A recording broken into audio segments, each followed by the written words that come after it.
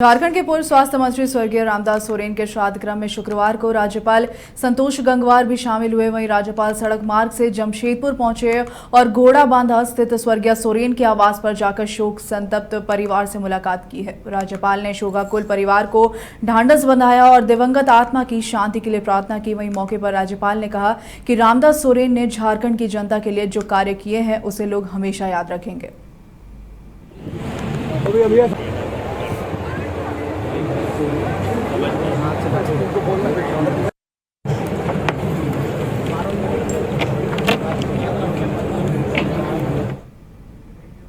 दिवंगत शिक्षा मंत्री रामदास सोरेन के श्राद्ध क्रम में सीएम हेमंत सोरेन और विधायक कल्पना सोरेन भी शामिल हुई। सीएम और विधायक ने रामदास सोरेन को श्रद्धांजलि अर्पित की और उनकी आत्मा की शांति के लिए प्रार्थना की।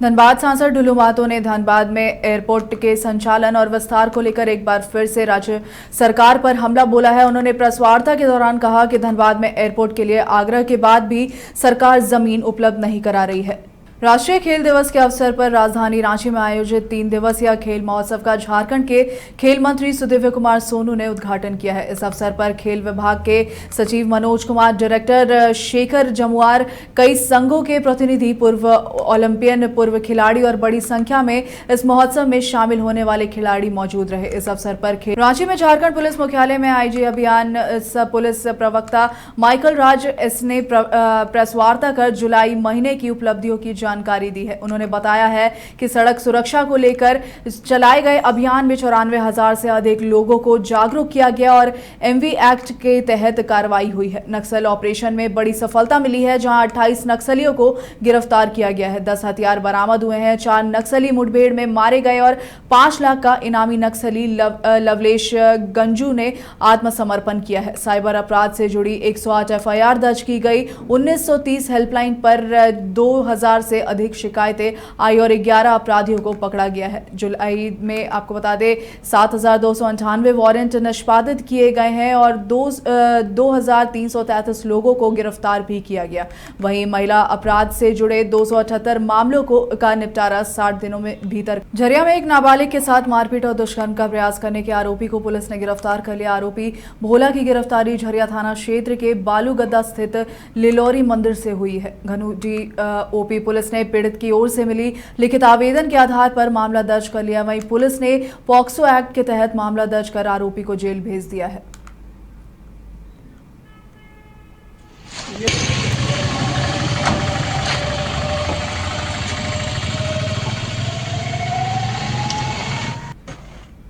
देवघर के इंदौर स्टेडियम में राष्ट्रीय खेल दिवस के मौके पर देवघर जिला ओलंपिक संघ के द्वारा ब्लड डोनेशन का कैंप लगाया गया। इस दौरान देवघर जिला ओलंपिक संघ के अध्यक्ष सुनील खवाड़े ने लोगों को ब्लड डोनेट करने की अपील की है। उन्होंने कहा है कि ब्लड दान सबसे बड़ा दान है, जिससे लोगों की जान बचाई जा सकती है। ब्लड दान करने से शरीर में ब्लड की कमी नहीं होती है। वहीं सचिव आशीष झा ने कहा कि राष्ट्रीय खेल दिवस के मौके पर ब्लड डोनेशन कैंप के माध्यम से हम लोगों का लक्ष्य 50 यूनिट ब्लड बैंक में जमा करना है। वहीं मौके पर देवघर उपायुक्त भी ब्लड डोनेशन में पहुंचे और सभी ब्लड दान देने वाले को बधाई दी है। ब्लड डोनेशन में महिलाएं की ब्लड डोनेट की गई। अभी तक हम बहुत बार ब्लड डोनेशन कर चुके हैं, गिनती नहीं है, लेकिन अच्छा लगता है और ब्लड डोनेशन हर किसी को करना चाहिए, क्योंकि इंसान सब कुछ बना सकता है, रक्त नहीं बना सकता है, तो उसके लिए आपको रक्तदान करना ही पड़ेगा। देवघर की महिलाओं को क्या संदेश देना चाहेंगी आप? देवघर की सभी महिलाओं को मैं ये संदेश देना चाहूंगी कि आप लोग अपना रूटीन चेकअप कराएं और रक्तदान जब भी लगे, शिविर जब भी आपको मौका लगे जरूर करना चाहिए। डोनेशन कर रहे हैं, कैसा लग रहा है और क्या सोच के किए? बहुत अच्छा लग रहा है। हम यही सोच के डोनेशन सबको करना चाहिए। ब्लड एक ना एक टाइम पे किसी का जरूरत पूरा हो सकता है ये ब्लड से। आज 29 अगस्त जो पूरे भारत में राष्ट्रीय खेल दिवस के रूप में मनाया जाता है और उसके तहत जिला खेल प्राधिकरण और जिला ओलंपिक संघ के संयुक्त तत्वावधान में जो है हम लोग यहाँ पे ब्लड डोनेशन कैंप का हम लोगों ने आयोजन किया है। स्पोर्ट्स भी चल रहा है, ब्लड डोनेशन भी चल रहा है और ये संदेश देना चाहते हैं हम लोग कि हमारे जितने भी स्पोर्ट्स लवर्स है खिलाड़ी लोग हैं, सीनियर प्लेयर लोग भी रक्तदान कर रहे हैं कि उनको सामाजिक कार्य से भी जुड़ना चाहिए। खेल तो स्पोर्ट्स तो ही है और एक सामाजिक कार्य में भी हम लोगों ने उनको जोड़ने का प्रयास किया है। रक्तदान महादान होता है। हाँ, इससे बड़ा कोई भी दान नहीं है, रक्तदानी से बड़ा कोई दान ही नहीं। और प्रयास यह है कि बहुत से लोग जो है ब्लड के बिना हॉस्पिटल में जो है सो इधर उधर माने भटकते हैं, नहीं मिल पाता है। तो उसी में से जो है रक्त की बहुत कमी रहती है। हमेशा आधी आधी रात को ब्लड डोनर सबको फोन जाता है, जैसे समीर मिश्रा जी हो या और कोई भी जो हो, वो लोग फिर व्यवस्था करते हैं। खेल के आयोजन के साथ में रक्तदान शिविर का भी आयोजन किया जा रहा है। हम लोग यह भी सभी को जागरूक करना चाहेंगे कि आप कोई भी छोटे बड़े आयोजन करते हैं, हमारे विभिन्न जो संस्थाएं सिविल सोसाइटी है, आप लोग अपने उन कार्यक्रमों के साथ में ब्लड डोनेशन की एक्टिविटी को जरूर रखें। और हम लोग आशा करते हैं कि हमारे जितने भी आज युवा खिलाड़ी यहाँ पे हैं वो खेल को सीरियसली परस्यू करें और उनके पेरेंट्स और टीचर्स भी जो स्कूल में हैं वो भी उनको एनकरेज करें अच्छा करने के लिए।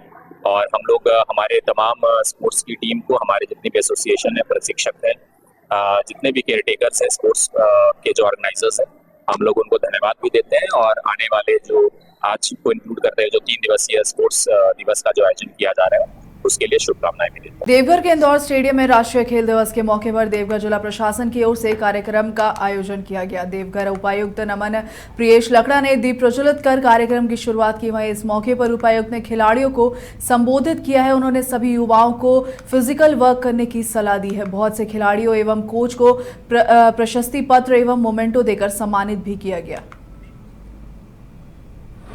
सभी को जोहार और नमस्कार। आज राष्ट्रीय खेल दिवस है। आज मेजर ध्यानचंद जी की आज जयंती है, जिसके अवसर पर राष्ट्रीय खेल दिवस का आयोजन किया जाता है। हम लोग हमारे पर्यटन कला संस्कृति खेलकूद एवं युवा कार्य विभाग को धन्यवाद देना चाहते हैं कि उनके सौजन्य से आज हम लोग इस राष्ट्रीय खेल दिवस या ये 3 दिवसीय प्रतियोगिता का आयोजन कर पा रहे हैं। आज देवघर में हम लोग बैडमिंटन से शुरुआत कर रहे हैं और इसके साथ ही वॉलीबॉल और कबड्डी की भी प्रतियोगिता आने वाले 2 दिनों में होगी। हम लोग यह संदेश देना चाहते हैं सभी मीडिया बंधुओं के माध्यम से कि सभी जो युवागण हैं और साथ ही जो तमाम उम्र तबके के लोग हैं वो सभी खेल और फिजिकल एक्टिविटी से जुड़े, ताकि एक हेल्दी लाइफस्टाइल सभी अडॉप्ट कर सके। सभी को झारखंड में इन दिनों मौसम का मिजाज बदला हुआ है। कई जिलों में मानसून पूरी तरीके से सक्रिय है और रोजाना मूसलाधार बारिश हो रही है। वहीं आने वाले दिनों में मौसम का मिजाज कैसा रहेगा, इस पर रांची मौसम केंद्र के मौसम वैज्ञानिक सतीश चंद्र मंडल ने जानकारी दी है। सतीश चंद्र मंडल ने बताया है कि 29 अगस्त से अगले 5 दिनों तक झारखंड में के ज्यादातर जिलों में बारिश होगी। इसके अलावा 30 अगस्त और 2 सितंबर को भारी बारिश की चेतावनी जारी की गई है। वज्रपात और तेज हवाएं भी चलेंगी। गढ़वा जिले के रंका अनुमंडल में आज एक बड़ा घोटाला उजागर हुआ है। यह घोटाला मुख्यमंत्री दाल भात योजना से जुड़ा हुआ है, जिसका उद्देश्य गरीब और असहाय लोगों को नाम मात्र की कीमत पर भोजन उपलब्ध कराना है। लेकिन निरीक्षण के दौरान यह सामने आया है कि जिस योजना के से गरीबों का पेट भरना था, उसका अनाज ही पदाधिकारियों और अधिकारियों के घरों में जमा किया जा रहा था। गढ़वा उपायुक्त दिनेश कुमार यादव के निर्देश पर रंका अनुमंडल पदाधिकारी रुद्र प्रताप ने दाल भात केंद्र का औचक निरीक्षण किया है। निरीक्षण के समय केंद्र पूरी तरह से बंद पाया गया। सबसे गंभीर बात यह रही कि केंद्र से संबंधित कोई भी रजिस्टर, पंजी या उपभोक्ता सूची उपलब्ध नहीं कराई जा सकी। यह जांच के बाद और कई खुलासे होंगे।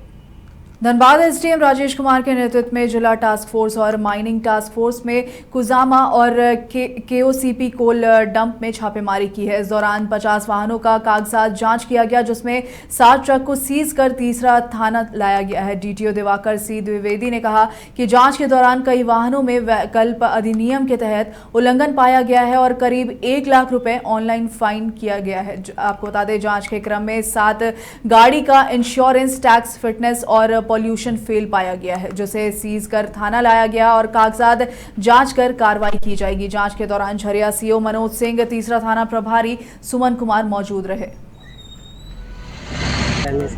ये हमारा जो माइनिंग टास्क फोर्स, जिला स्तरीय माइनिंग टास्क फोर्स की टीम ने आज यहाँ पे जांच किया है एसडीओ सर की अध्यक्षता में। और बहुत सारे वाहन में मोटर व्हीकल अधिनियम जो मोटर व्हीकल एक्ट 1988 के अंतर्गत उल्लंघन पाया गया है। उसी के क्रम में बहुत कम से कम 50 गाड़ियों का हम लोग ने जांच किया। 1 लाख के करीब ऑनलाइन फाइन किया गया है और लगभग 7 गाड़ियों को, जिसमें टैक्स फेल है, इंश्योरेंस फेल है, पॉल्यूशन फेल है, फिटनेस फेल है या कुछ और इश्यूज़ है, उनको हम लोग ने थाना में सीज किया। उनका गाड़ी का पेपर का जांच होगा और उसके उपरांत उस पर कार्रवाई की जाएगी। धनबाद रेल जंक्शन में यार्ड से प्लेटफॉर्म आ रही धनबाद से ब्लेयर जाने वाली ट्रेन धनबाद एलएपी एक्सप्रेस के 12 पहिए ट्रैक से उतर गई। ट्रेन बेपटरी होने से विभाग में अफरा तफरी मच गई। धनबाद डीआरएम सहित अन्य वरिष्ठ अधिकारी घटनास्थल पर पहुंचकर मामले की जांच में जुट गए। रेल प्रशासन ने तुरंत कार्रवाई करते हुए ट्रेन को ट्रैक पर लाया। इससे करीब 2 घंटे ट्रेन लेट से खुली। रेल प्रशासन ने घटना के कारणों की जांच शुरू कर दी है।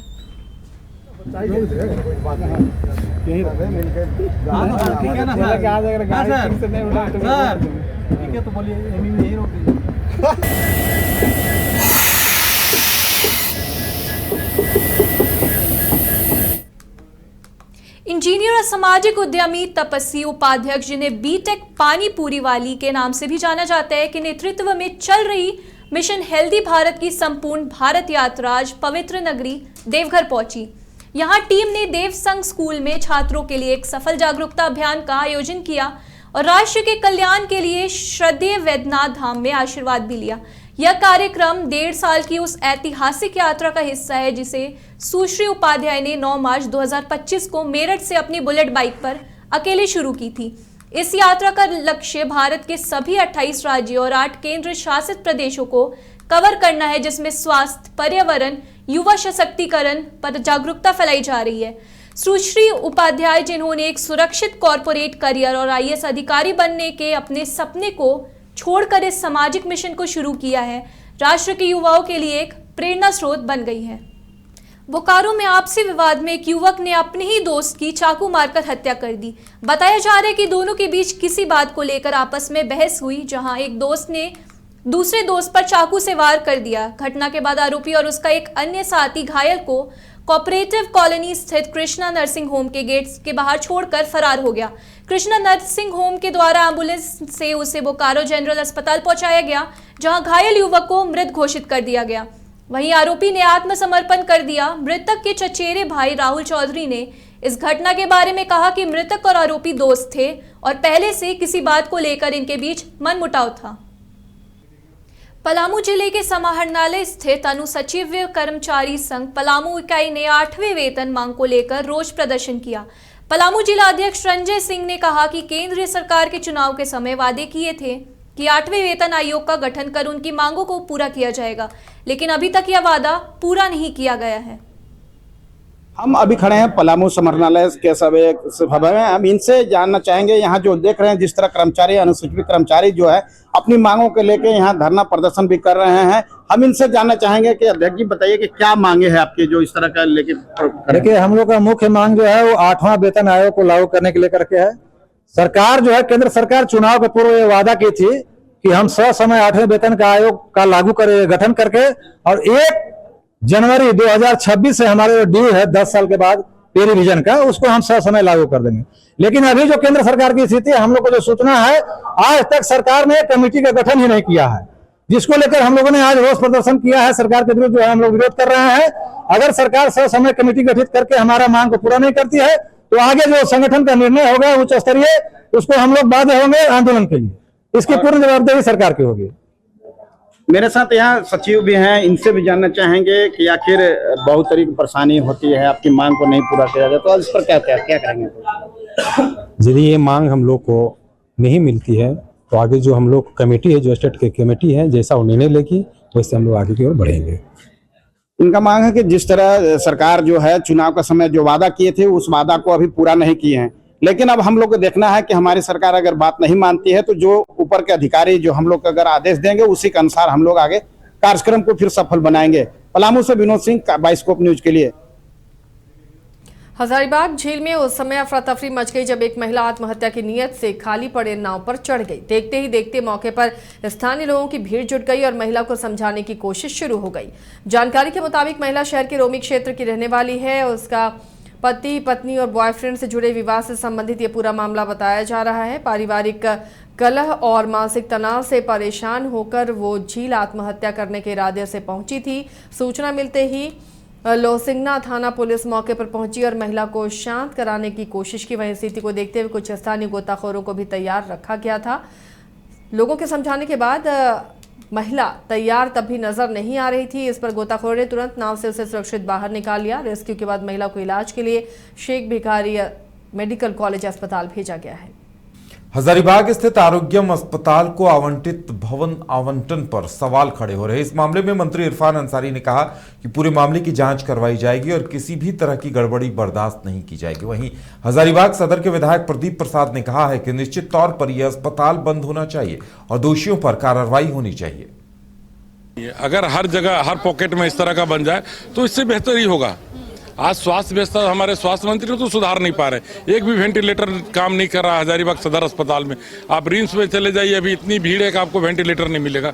आप तो जुदा सफर करो ना, जहां बन नहीं सकता उसके लिए क्यों लड़ाई कर रहे हो? जहां बरसों से लड़ाई चल रहा है वहीं क्यों बनाना चाह रहे हो? डॉक्टर तो नहीं बोला उनको वहां बनाने के लिए, या उनके पूर्वजों तो नहीं बोले कि वहां बनाइए। अगर वहां विवादित है आप दूसरे जगह को चिन्हित करो, शुरू करो। HEC की इतनी जमीन पड़ी है, वहां क्यों नहीं बनाते आप? रिंग रोड में और काफी जमीन पड़ी है, लिटिगेशन के तहत उसको एक्वायर करो, बना लो। बनाने की मंशा भी तो होना चाहिए। अब देखिए, स्वास्थ्य मंत्री बनने के बाद सारी गड़बड़ियाँ स्टार्ट हो गई क्या आप लोग का? इसका मतलब काम हो रहा है, काम हो रहा है तो गड़बड़ी पाई जा रही है। इससे पहले तो हम तो 15 साल से आप लोग के साथ हम लोग समय बिता रहे हैं। आप लोग कभी लगता है कि स्वास्थ्य मंत्री से पूछे ही नहीं कभी। ले देखिए इरफान साहब, तो निश्चित तौर पर काम हो रहा है तो गड़बड़ी सामने आ रही है। गड़बड़ी सामने आ रही है तो आप लोग हमसे क्वेश्चन कर रहे हैं। तो जो बातें हैं हजारीबाग में, अगर ऐसी बातें हैं तो हम दिखवा लेंगे और उसका जांच कराकर हम कार्रवाई भी करेंगे। अगर हर जगह हर पॉकेट में इस तरह का बन जाए तो इससे बेहतर ही होगा। आज CNT एक्ट का उल्लंघन कर जमीन की खरीद बिक्री के 15 साल पुराने मामले में रांची CBI की विशेष कोर्ट ने पूर्व मंत्री एनोस एक्का, उनकी पत्नी मेनन एक्का, रांची के तत्कालीन LRDC कार्तिक कुमार प्रभात समेत 9 आरोपियों को दोषी करार दिया है। एनोस एक्का पर मंत्री रहते हुए पद के दुरुपयोग कर फर्जी पत्ते का इस्तेमाल कर आदिवासी जमीन की खरीद बिक्री का आरोप था। तत्कालीन LRDC कार्तिक कुमार प्रभात ने उनकी मदद की थी। प्रशासनिक अधिकारियों और कर्मचारियों के मिलीभगत से बड़े पैमाने पर जमीन की खरीदारी की गई थी। बोकारो जिले के उत्तरी क्षेत्र के 6 प्रस्तावित पंचायतों को अधिसूचना गजट प्रकाशित कर पंचायत में शामिल करने की मांग को लेकर विस्थापितों ने DC कार्यालय के सामने धरना दिया। विस्थापित नेताओं ने कहा कि तत्कालीन राज्य सरकार 60 साल पहले 10 मिलियन टन इस्पात कारखाना विस्तारित करने की घोषणा कर चुकी है। इसी के नाम पर 49 मौजा के विस्थापितों से उनकी जमीन भी अधिग्रहित की गई, लेकिन आज तक बोकारो स्टील प्रबंधन ने विस्थापितों को कोई सुविधा नहीं दी। नेताओं ने कहा कि 2010 में 13 मौजा को पंचायत का दर्जा दिया गया, लेकिन 7 मौजा के विस्थापितों को पंचायत का दर्जा नहीं दिया गया, जिससे इन गांवों का विकास आज तक अवरुद्ध है। निरसा विधायक अरूप चटर्जी ने कहा कि बोकारो DC ने सेल के साथ मिलकर जमीन का दाखिल खारिज करवाया है, जो गलत है। उन्हें दाखिल खारिज को कैंसिल करना चाहिए, अन्यथा बड़ा आंदोलन छेड़ा जाएगा।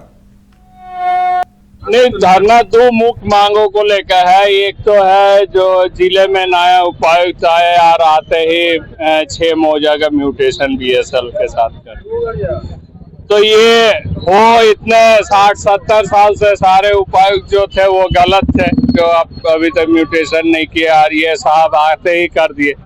या नहीं तो इनकी व्यक्तिगत इसमें फायदा है, जो BSL के साथ हाथ मिलाते हुए इनकी म्यूटेशन कर दी। तो उपायुक्त ने जो म्यूटेशन किया वो गलत है और उसको इमीडिएटली रद्द करे। पहले जनता की काम करे। वो झारखंड सरकार की ये अधिकारी है, वो झारखंड सरकार को जवाबदेही है, उनको उच्च अधिकारियों की जवाबदेही है।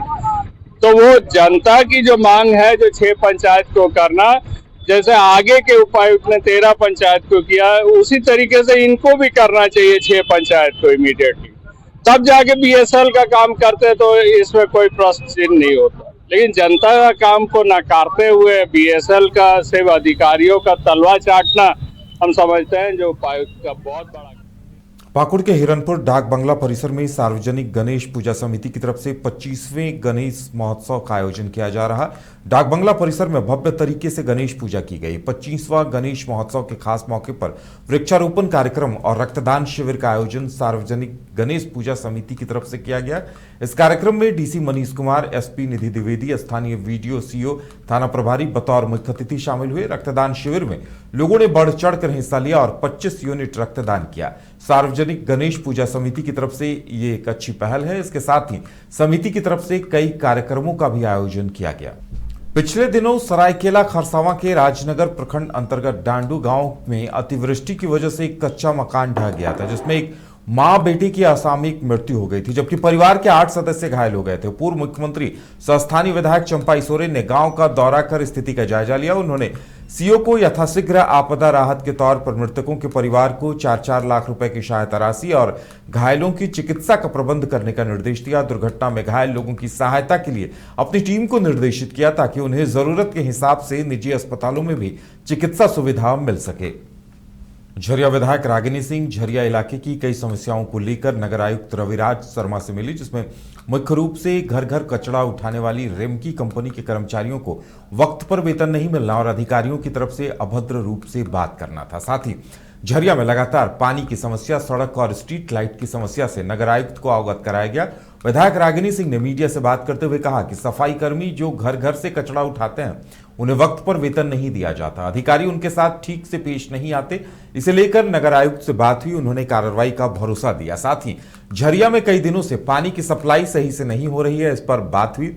जर्जर सड़क और स्ट्रीट लाइट लगाने को लेकर भी बात हुई, जिस पर नगर आयुक्त से सकारात्मक बात हुई है। अगर इन समस्याओं का समाधान नहीं होता है तो आंदोलन पर जाएंगे। वहीं नगर आयुक्त रविराज शर्मा ने कहा विधायक से सफाई कर्मी, पानी, सड़क और स्ट्रीट लाइट को लेकर बात हुई है। जो भी समस्या है उसका जल्द समाधान किया जाएगा।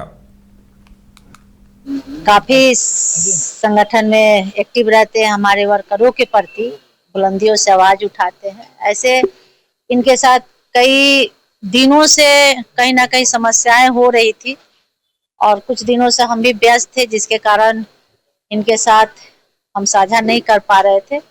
लेकिन फोन पे लगातार हमारी बात नगर आयुक्त से हो रही थी और अधिकारियों से, तो कोई छोटी मोटी कहीं ना कहीं हमारे वर्करों को कहीं ना कहीं शोषण कहा जाए, शोषण किया जा रहा है, टॉर्चर किया जा रहा है।